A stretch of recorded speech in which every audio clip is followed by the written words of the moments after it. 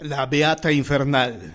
Cuenta la leyenda que doña Cristina de Mendoza y Villalpando fue, desde que nació, una hermosísima criatura de dorados rizos que enmarcaban su perfecta carita, ovalada, blanca y tersa, como la de las figuras de la más fina porcelana. Fue la primera hija del acaudalado matrimonio formado por doña Josefina Arizpe Villalpando y don Amable de Mendoza y Cifuentes. A doña Cristina le seguía su hermana María Asunción, quien era igualmente bella, pero su hermosura era totalmente opuesta a la de la primogénita, pues parecía que en María Asunción el sol había plasmado su dorada huella. Su piel era del color de la canela, sus ojazos negros eran dos primorosas obsidianas que brillaban con destellos de fuego, y su cabello, ondulado, era más negro que el azabache. Dos bellezas sin duda, pero totalmente distintas, lo mismo por fuera que por dentro, pues mientras María Asunción era toda alegría y vitalidad, su hermana Cristina era melancólica e introspectiva. Su madre, que amaba por igual a ambas, trataba de alentar a Cristina para que fuera más alegre y disfrutara con mayor pasión de la vida. Sin embargo, nada excepto el rosario y las oraciones parecían motivar a la joven. Pero llegó el día del cumpleaños de la madre de ambas jovencitas, doña Josefina, por lo que su esposo, don Amable, decidió invitar a todas las familias pudientes de la Nueva España. Así también tendrían oportunidad no solo de celebrar a doña Josefina, también de ver quiénes eran los jóvenes hispanos considerados como los mejores partidos, para vislumbrar en ellos a los futuros esposos de sus hijas. Finalmente había que reconocer que se aproximaba el momento de cruzar blasones. El sarao no pudo ser más concurrido y lujoso. El vino, las viandas y las personalidades ahí reunidas eran lo mejor de lo mejor. La festejada lucía encantada y sus bellas hijas, ataviadas cual dignas princesas, cargadas de joyas y abalorios, presidían junto con su encumbrado padre el festejo, al que llegó por suerte del destino don Arturo de Ballesteros, quien recién había desembarcado de la villa rica de la Veracruz, proveniente de la madre patria. El apuesto joven había llegado para vivir con sus abuelos y probar suerte en esta nueva tierra de Dios. Tan pronto entró al salón, iluminado profusamente por una cantidad extraordinaria de cirios, se sintió atraído por un fulgor inusitado que provenía del fondo del lugar. Eran los negros ojos de doña María Asunción, que lo llamaban como llaman las mariposas a la luz, aunque sea para morir en ella. El joven, después de presentar sus respetos a los padres de las chicas, quedó impactado por la belleza de ambas. Sin embargo, fue María Asunción quien lo hechizó desde el primer instante. Tratando de no hacer obvia su inclinación por la hija menor, don Arturo pidió la autorización de los padres para bailar con doña Cristina, quien por vez primera tenía arreboladas las pálidas mejillas. Sin objeción alguna, la pareja se deslizó por el salón hacia la parte donde otras parejas estaban ya bailando. Las miradas de doña Josefina y don Amable no perdieron detalle de cada movimiento que ejecutaron los jóvenes al llevar a cabo la danza. Era evidente que doña Cristina se había enamorado de don Arturo al primer compás de la música y se veía más que dichosa entre sus brazos. Era como si el joven le hubiera traído la vida y lo hubiese sacado de su profundo y religioso letargo. Don Arturo advirtió la emoción que había despertado en doña Cristina, y aunque se sintió conmovido en un principio, decidió no alentar a la joven en una falsa ilusión, pues su corazón ya no había cabida más que para la bellísima María Asunción, quien también miraba a la pareja, pero con tristeza, al saber que su hermana se había enamorado del hombre que acababa de entregarle a ella, en muda promesa, el corazón. Terminó el sarao y doña Cristina estaba más risueña y feliz que una castañuela, al igual que sus padres, quienes de inmediato aprobaron el entusiasmo de su primogénita, quien disfrutó por partida doble y enormemente la conquista, pues además, fingiendo modestia y fraternal afecto, hacía años que albergaba un profundo rencor por su bella hermana menor, de quien siempre había estado celosa, y ahora le ganaba en hipócrita competencia. Al darse cuenta de las miradas entre don Arturo y doña María Asunción, decidió entrometerse hasta salirse con la suya, Ser la elegida y el éxito de su estrategia la hacía disfrutar profundamente el dolor por el que pasaba su hermana, quien estaba inusualmente pensativa. Diríase sumamente triste, mientras que en la atmósfera se advertía ya terribles aires de desgracia. Don Arturo y doña María Asunción se las ingeniaron para tener una entrevista a escondidas. Ahí el rendido caballero le dijo que estaba locamente enamorado de ella, pero que don Amable le había hecho una oferta impresionante muy bien disimulada en la dote de doña Cristina, lo que él no podía rechazar, pues sus abuelos estaban en desgracia y era su deber ayudarlos. La infortunada joven casi enloqueció con la noticia, pero no tuvo más remedio que testificar cómo su hermana se casaba con el hombre que ella amaba y que también sabía le correspondía. Después de los esponsales, la pareja se fue a vivir a la finca de los abuelos de don Arturo. En tanto, María Asunción se volvió lo contrario a como era. Ahora lucía desmejorada, su vitalidad había desaparecido y se notaba a simple vista que algo la estaba consumiendo. La pobre doncella se estaba muriendo de amor, mientras que doña Cristina y don Arturo trataban de aparentar una dicha que estaba muy lejos de sentir. Ella no lo amaba, solo se había casado con él para ganarle la partida a su hermana, y don Arturo, que tampoco la amaba, se había casado con ella por dinero. No pudiendo soportar más la vida al lado de una mujer que resultó ser rencorosa y cruel, don Arturo terminó por quitarse la vida. La viuda permaneció junto al cuerpo de su esposo, impávida, sin derramar una lágrima, mientras que doña María Asunción, buscando encontrarse en el más allá con su amado, se quitó la vida, hundiendo una daga en su noble corazón. Ante la espantosa tragedia, fue la misma doña Cristina quien le refirió a sus padres con lujo de crueldad sus motivos para haberle quitado el amor a su hermana, lo que ocasionó su prematuro fallecimiento. Sus padres, al conocer la bajeza de los sentimientos de doña Cristina, la repudiaron y ella, aparentemente arrepentida, entró a un convento según para expiar sus culpas. Sin embargo, no tardó en encontrar consuelo con distintos caballeros, a quienes con el pretexto de pedir caridad y apoyo para su orden y los pobres, los visitaba en sus mismas casas, para dedicarse durante la entrevista a los placeres de la carne, burlando a sus esposas. Sin embargo, en el convento guardaba las apariencias, llegando siempre fatigada de sus pecaminosas correrías antes del Angelus. Pues bien, en una de estas visitas fue recibida por un caballero espectacularmente rico, soltero y guapo, quien la sedujo y logró rendirla por amor. El hombre le pidió que huyera con él a donde nadie jamás los encontrarían, además de hacerle una petición que si lo amaba, debía rechazar a Cristo, pues él no quería compartir su amor con nadie, ni con Dios. Ella, enamorada y perdida en la pasión y la lujuria, le dijo que sí, que esa noche abandonaría el convento para siempre, y así lo hizo. Sin embargo, salió vestida como religiosa. Sigilosamente, como una sombra casi imperceptible, se fue deslizando por entre las calles, hasta llegar a la casona del ardiente galán, la que estaba ubicada en un espacioso predio, localizado en lo que hoy sería la calle de República de Guatemala, antes de llegar a la calle de Academia. Sin que tocara, la puerta se abrió para la bella e insensata doña Cristina, quien al entrar vio que todo el interior, incluso los muebles, resplandecían con destellos de oro. Su amante la esperaba con las manos extendidas, y ella corrió para arrojarse en sus brazos. Cuando lo hizo, notó un olor extraño, como de azufre, y vio que sus extremidades eran las patas de un macho cabrío.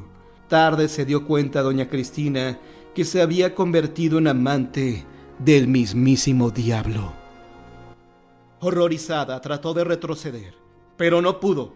Las tremendas manos, o mejor dicho, tenazas del diablo, la acercaban a su pecho. Riendo con todo sarcasmo, le dijo: ¿No habías dicho que sí? ¿Que te irías conmigo a donde nadie nos encontrara? ¿Acaso no rechazaste amor a Dios por amarme a mí? Pues llegó el momento de demostrarlo. Y ahora, juntos, nos vamos al Averno.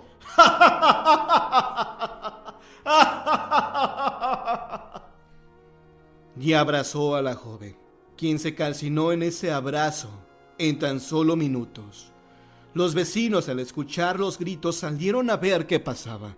Entraron a la casa, que según dijeron, llevaba mucho tiempo abandonada, y solo encontraron telarañas, ratas y uno que otro mueble inservible. Solo uno de los vecinos se percató que en un extremo del que tal vez fue un lujoso salón, había restos quemados de un hábito. Al investigar, se supo que era el de la beata doña Cristina de Mendoza y Villalpando, quien fue arrastrada por su amante, el diablo, el demonio, a los mismísimos infiernos. El fantasma de la monja. Cuando existieron personajes en esa época colonial inolvidable, cuando tenemos a la mano antiguos testimonios y se barajan nombres auténticos y acontecimientos, no puede decirse que se trata de un mito, una leyenda o una invención producto de las mentes de aquel siglo. Si acaso se adornan los hechos para hacer más ameno relato, que por muy diversas causas ya es leyenda. Respecto de los nombres que aparecen en esta leyenda, tampoco se han cambiado nada. Y si varían, es porque en ese momento se usaban de una manera diferente. Nombres, apellidos, títulos.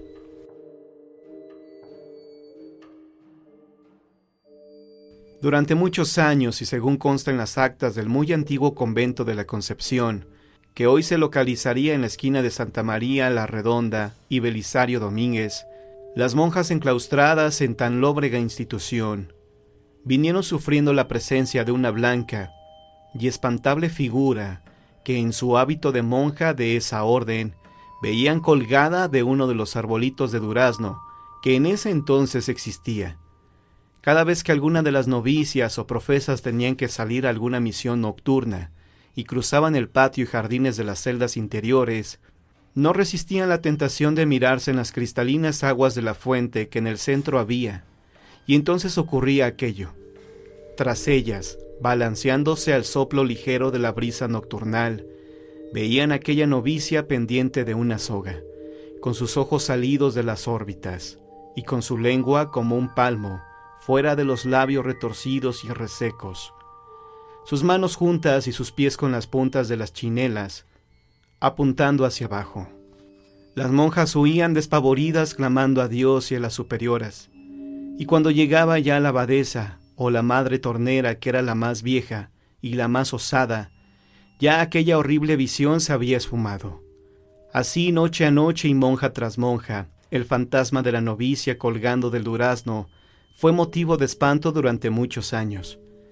Y de nada valieron rezos ni misas, ni duras penitencias, ni golpes de cilicio para que la visión macabra se alejara de la santa casa, llegando a decir en ese entonces, en que aún no se hablaban ni se estudiaban estas cosas, que todo era una visión colectiva, un caso típico de histerismo provocado por el obligado encierro de las religiosas. Mas una cruel verdad se ocultaba en la fantasmal aparición de aquella monja ahorcada, colgada del durazno, y se remontaba muchos años antes, pues debe tenerse en cuenta que el convento de la Concepción fue el primero en ser construido en la capital de la Nueva España, y por lo tanto, el primero en recibir como novicias a hijas, familiares y conocidas de los conquistadores españoles. Vivían pues en ese entonces en la esquina que hoy serían las calles de Argentina y Guatemala, precisamente donde se ubicaba muchos años después una cantina, los hermanos Ávila, que eran Gil, Alonso y doña María, a la que por oscuros motivos se inscribió en la historia como doña María de Alvarado. Pues bien, esta doña María, que era bonita y de gran prestancia, se enamoró de un tal Arrutia, mestizo de humilde cuna y de incierto origen, quien viendo el profundo enamoramiento que había provocado en doña María, trató de convertirla en su esposa, para así ganar mujer, fortuna y linaje. A tales amoríos se opusieron los hermanos Ávila, sobre todo el llamado Alonso de Ávila, quien llamando una tarde al irrespetuoso y altanero mestizo, le prohibió que anduviera en amoríos con su hermana. «Nada podéis hacer si ella me ama», dijo cínicamente el tal Arrutia, «pues el corazón de vuestra hermana a tiempo es mío. Podéis oponeros cuanto queráis, que nada lograréis». Molesto don Alonso de Ávila se fue a su casa de la esquina antes dicha, y que siglos después se llamara de Relox, y Escalerillas respectivamente, y habló con su hermano Gil, a quien le contó lo sucedido. Gil pensó en quitarle la vida en un duelo al bellaco que se enfrentaba a ellos, pero don Alonso, pensando mejor las cosas, dijo que el tal sujeto era un mestizo despreciable que no podría medirse espada contra ninguno de los dos, y que mejor sería que le dieran un escarmiento. Pensando mejor las cosas, decidieron reunir un buen monto de dinero y se lo ofrecieron al mestizo para que se largara para siempre de la capital de la Nueva España, pues con el dinero ofrecido podría instalarse en otro sitio y poner un negocio lucrativo. Se cuenta que el mestizo aceptó, y sin decir adiós a la mujer que había llegado a amarlo tan intensamente, él se fue a Veracruz y de ahí a otros lugares, dejando transcurrir los meses y 2 años, tiempo durante el cual la desdichada doña María Alvarado sufría, padecía, lloraba y gemía como una sombra por la casa solariega de los hermanos Ávila, sus hermanos según dice la historia. Finalmente, viendo tanto sufrir y llorar a la querida hermana, Gil y Alonso decidieron convencer a doña María para que entrara de novicia a un convento. Escogieron el de la Concepción, y tras de reunir otra fuerte suma como dote, la fueron a enclaustrar, diciéndole que el mestizo, motivo de su amor y de sus cuitas, jamás regresaría a su lado, pues sabían de buena fuente que había fallecido. Sin mucha voluntad, doña María entró como novicia al citado convento, en donde comenzó a llevar la triste vida claustral, aunque sin dejar de llorar su pena de amor, recordando al mestizo Arrutia entre rezos, ángelus y maitines. Por las noches, en la soledad tremenda de su celda, se olvidaba de su amor a Dios, de su fe y de todo, y solo pensaba en aquel mestizo que la había enamorado y sembrado de deseo su corazón. Al fin, una noche, no pudiendo resistir más esa pasión que era mucho más fuerte que su fe, que opacaba del todo a su religión, decidió quitarse la vida ante el silencio del amado, de cuyo regreso llegó a saber, pues el mestizo había vuelto a pedir más dinero a los hermanos Ávila. Ella tomó un cordón y lo trenzó con otro para hacerlo más fuerte, a pesar de que su cuerpo, a causa de la pasión y los ayunos, se había hecho frágil y pálido. Se hincó ante el crucificado, a quien pidió perdón por no poder llegar a desposarse al profesar, y se fue a la huerta del convento y a la fuente. Ató la cuerda a una de las ramas del durazno, y volvió a rezar pidiendo perdón a Dios por lo que iba a hacer, y al amado mestizo por abandonarlo en este mundo. Se lanzó hacia abajo.